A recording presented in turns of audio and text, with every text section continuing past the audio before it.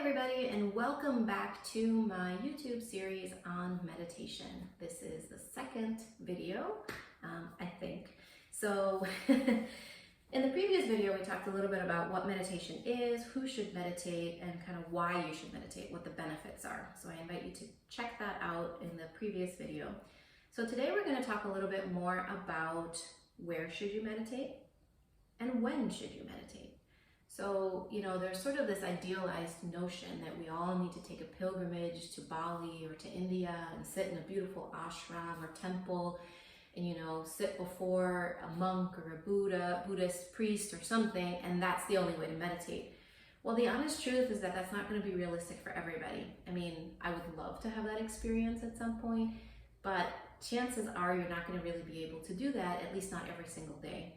So how can we bring that sort of sense of space into our own individual homes, offices, building, wherever we find ourselves, so that we can find a comfortable space to meditate?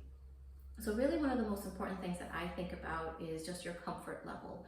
So you can see I have this nice little setup here in my office off my garage.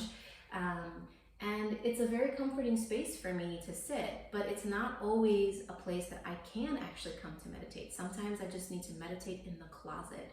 And those of you who have taken classes with me before know that I literally have taught classes from my closet.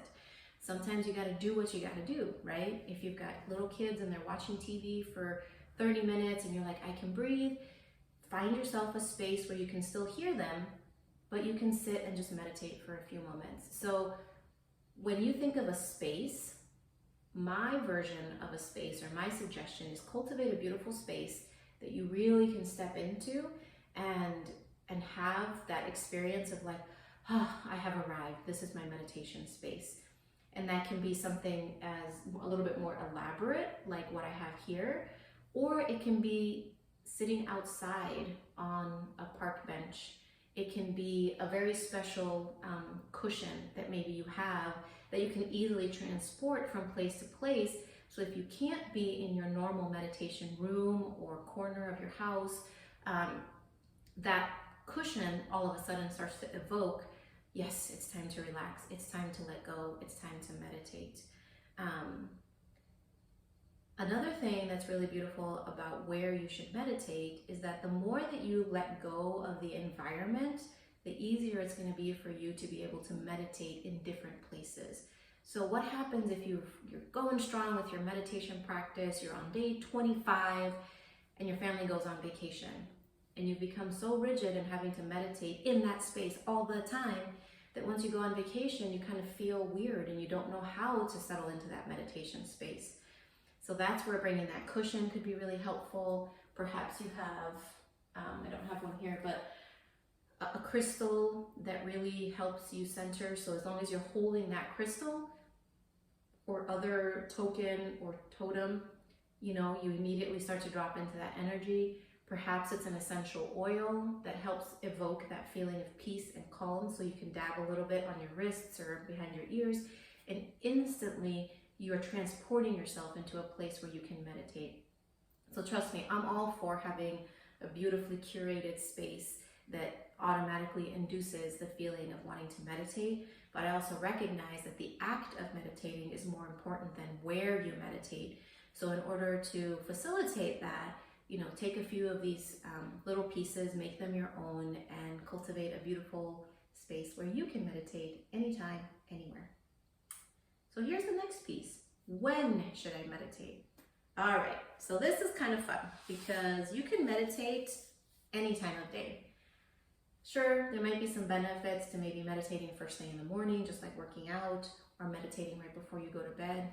But the honest truth is that the act of meditating alone is going to help you so much that it really doesn't matter when you meditate. Now, with that being said, in Kundalini Yoga, we are taught that if you meditate 2 to 2.5 hours before the sun comes up in the morning, which can be very early depending on where you live, that you're actually hitting there's certain angles that the planet is angled in a certain way that actually allows a deeper connection to the universe, to the infinite.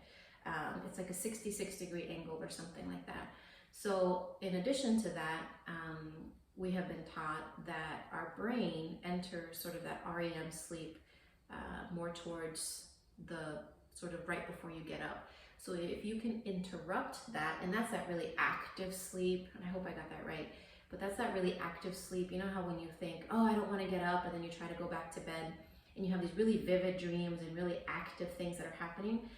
So what's happening from a yogic perspective is that when you interrupt that process by getting up and meditating, say at 4 o'clock in the morning, for example, you are actually cleaning your subconscious and allowing yourself to take control of the day before the day takes control of you.